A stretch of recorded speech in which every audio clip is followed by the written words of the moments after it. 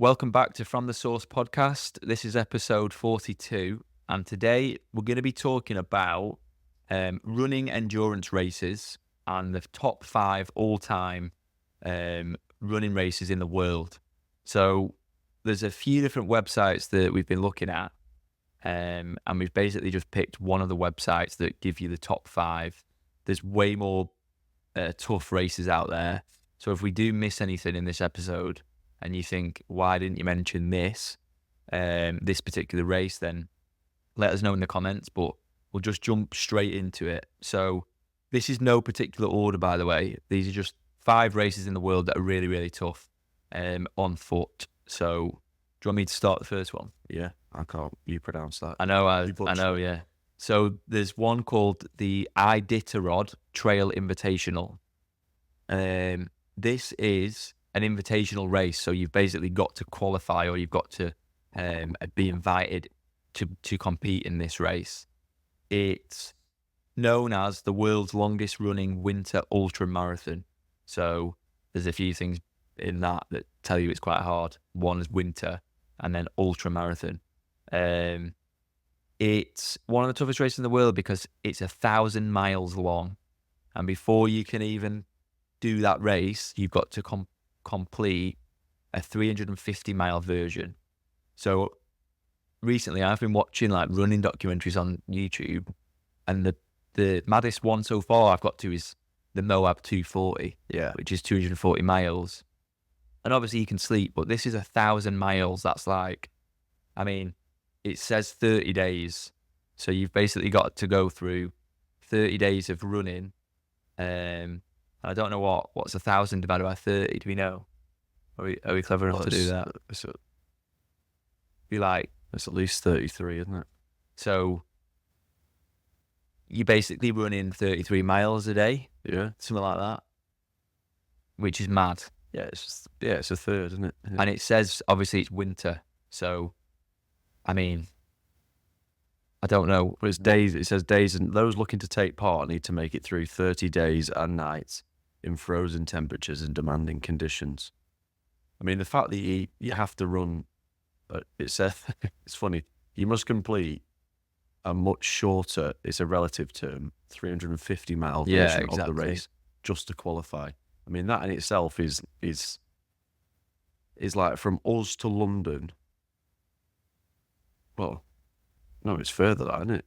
350 miles. Yeah, it's like 250 to London from us. Yeah, it's like when we did our race from Bridlington to Blackpool, and then we'd have to go back, and then we'd have to do a bit more. Yeah, and come halfway back as well. Yeah, so 2.5 just to qualify. It doesn't say how long that takes, but I mean, the people doing this though are like, you've seen ultra marathon trail runners, like they're like, there's nothing on them, like skinny, but for a reason. They don't want to be carrying weight. They don't want to be carrying extra muscle. They just need to be light. And then I think you've just got to be absolutely tapped in the brain.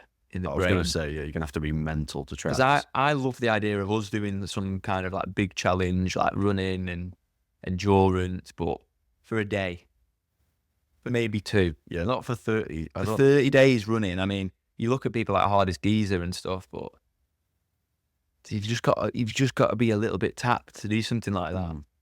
He's let himself go now, isn't he? Yeah. But he'll probably be prepping for something else. Yeah, and life's getting in the way now, and he's famous. Exactly. But that in itself, that race is just... Yeah, the Iditarod Trail Invitational. So even if you wanted to do it, you probably couldn't do it, because most people couldn't even do the much shorter 350-mile version. Tough.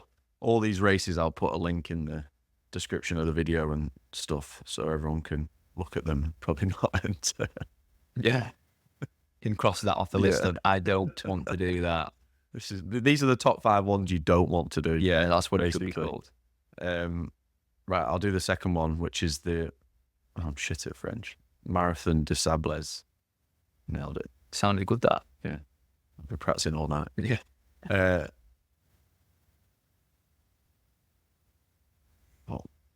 I'm reading these all for the first time, by the way. So this is like my live reaction. So this is one of the toughest races in the world, and it's held in the middle of the Sahara Desert in April. class, just where you want to be.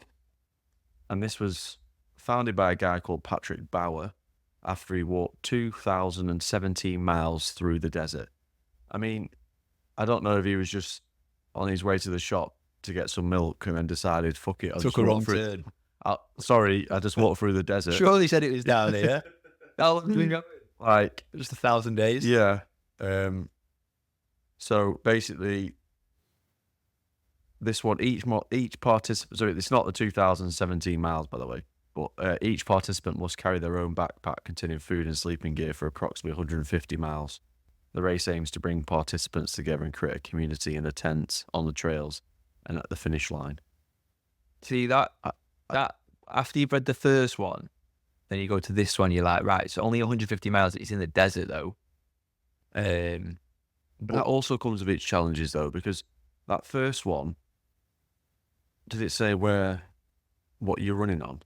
Well, it's winter, so you'd be on snow and right, snow and stuff. But then this one, you're in the heat, hardly wearing anything, but the sand is boiling and it's hard for like walking or running on it. and you dry mouth. Yeah. You know, when you're on a beach and you're like, it's like you can't stay hydrated. So that comes with its issues as well, to be fair. And do you know what's tough about that Marathon des Sables is your gels would be absolutely rancid. They'd have evaporated. Yeah, Like they wouldn't even be there. you'd Like, go to have your jelly. if you just be in a plastic packet, like Water. Where is it? yeah. Yeah, that's tough. And you're carrying your stuff. I think anything where you're carrying like your tent, your sleeping gear, your food, you've probably not got aid stations, it seems. Yeah. Otherwise, it would have said like you could have left your stuff there. But That's a decent sized backpack as well. If you think about like, you couldn't fit at least all the food that you need for that run in just a tiny little backpack. no. You, And your tent, and you yeah, probably need like, I think the desert gets cold at night. it's I as was well. about to say it gets freezing. So you'd need like 2 outfits, like warm and cool. Take your gym jams. Mate, yeah, Have a day out, at the spa. But tough though that. That's me. And running on sand's hard. I think your calves go on sand. I mean, it's probably better for your knees and stuff, but it's Is tough. it? I'm looking at these. I'm reading the next one. I'm thinking none of these are good for your knees. None of these are good for your body. No, well, that's why people do it. But It's it's a test of like mental and physical, like willpower, strength, discipline. People do stuff like this I don't know why people do stuff like this. I guess it's to like find out what can you put your body through, what can you achieve. Yeah, what you're made of. The next one's mad. It's called the Tenzing Hillary Everest Marathon. So Mount Everest, highest mountain in the world. You have to do this, you have to go and spend, I think it says, does it say it or have I made that up? I think that was something else. Oh yeah, you have to spend 3 weeks in Nepal before the race to adjust to the altitude. And then you can do a 60k down Everest. You can do a 42k, which is a marathon down Everest, or a half marathon, and you can pick. But obviously, the one we're on about is the 60k. You run down Everest, not from the top, but from like, I don't know if it's base camp. I don't know if it's a bit higher than base camp, and it's all predominantly downhill. So it says the starting line is about 7,000 feet above the finish line, but we're not sure that makes it any easier. You still end the race more than 11,000 feet above sea level. Yeah, so you basically finish the race. You're 18,000 feet pretty much in the air. Yeah. So your oxygen levels are depleted. You're probably feeling nauseous. You're probably feeling like, altitude sickness. Yeah. You wouldn't be able to breathe as well. And then you've got to run downhill. But technically, it would get better as you come downhill. Yeah, you'd feel, you get more air. Yeah. And you're running downhill like, I reckon I'd be able to do that. I have to climb it down. Yeah, it doesn't say, it says half marathon. It doesn't say 10 meters. Yeah, imagine running down Everest as well. I mean, that would probably be up there as like one of the experiences to do though. Like you said, even being on Everest Mountain is like hard enough. Yeah, even just going to base camp, you pay like $1,000 or something and go to base camp and just go and see it. I think that would be cool to do. Like that would be one thing that I would. Yeah, and that, I feel like if you did that, like it's saying both new and professional runners come together to do that. Like, you could do the half marathon version of that. I'd give it a go, yeah. Because you're running downhill, but you're still in snow and stuff. Yeah, and it's cold, and you're probably still carrying some form of gear. And you'd be ill just being that high. And I don't know if you're running in shorts. Just one thing I thought of. Yeah, true. I'm not running pants, and I hate running pants. Yeah. Oh, yeah. So Let's sack that one off. yeah, so we're 0 for 3 on the. Yeah. Right, so this is one that people might have heard of. It's the Badwater 135. So obviously the name gives it away. It's 135 miles, non-stop race in Death Valley. That's when it gets That's the bit where it's like, oh, that's not too bad. So I'm hoping there. Just 35 miles. That's all right.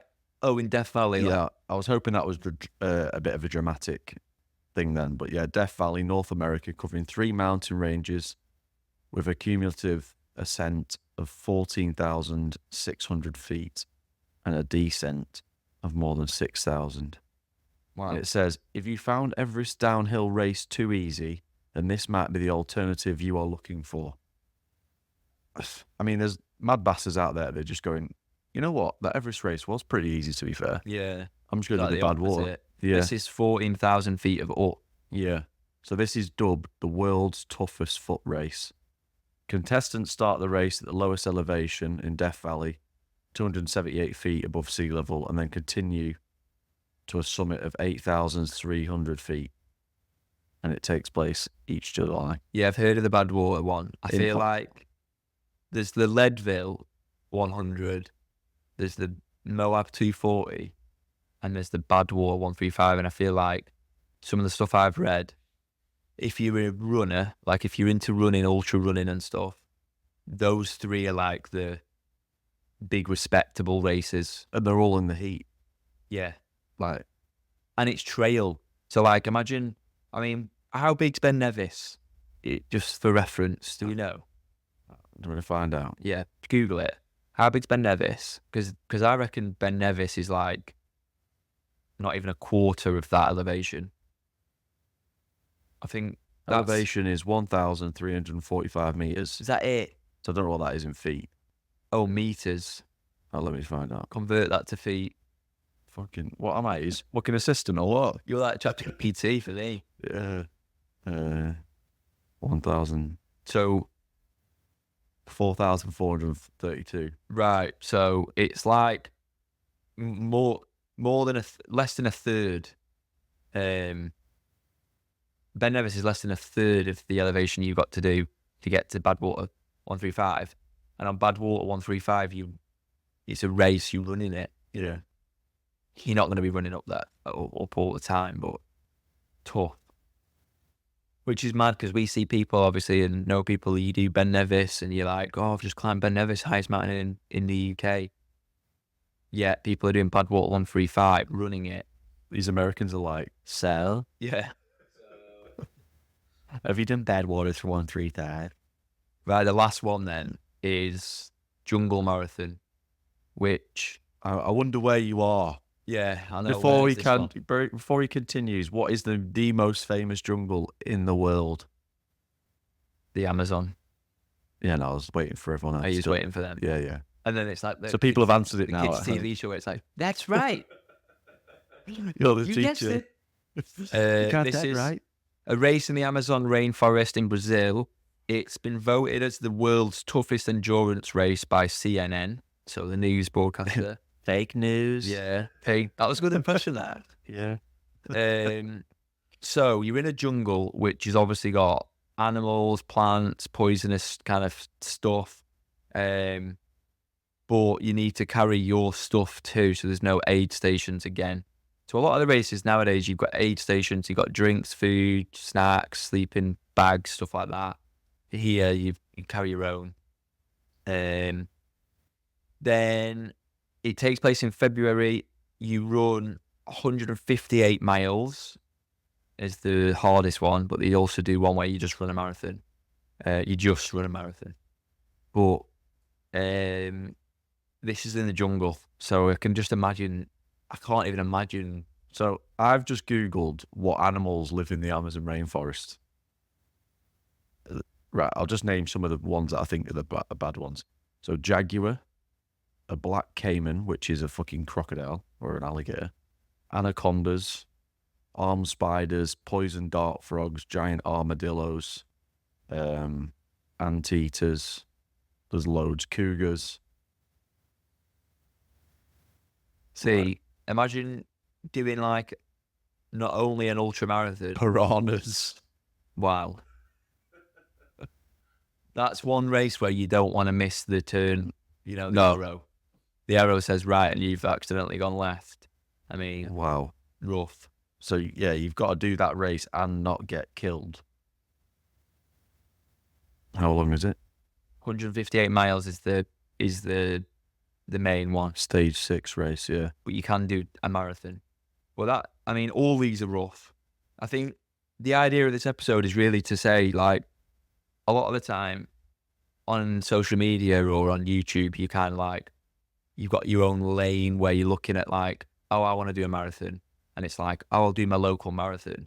But there's people in the world, especially on YouTube, like YouTube it, there's people in the world doing crazy stuff. And I watched one last night. I think I watched a Moab 240 YouTube video. And there's people running, like they're doing like 100K a day for 4 days or something. They're doing like, Moab 240 is 240 miles. It took people 4 days to do it.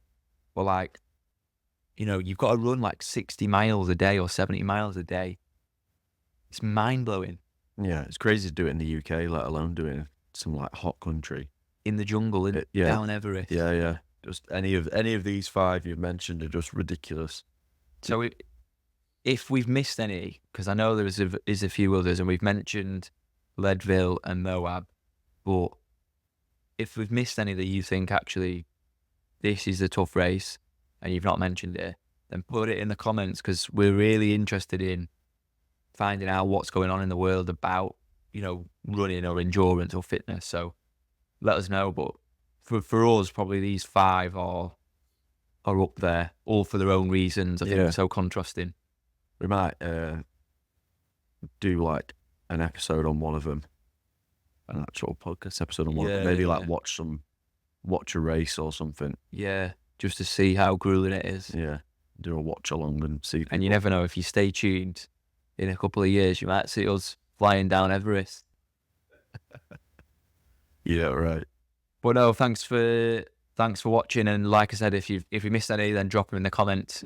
But yeah, grueling races around the world. So if anyone's ever done one, let us know as well. But thanks for listening, and we'll catch you in the next one. See you on the next one.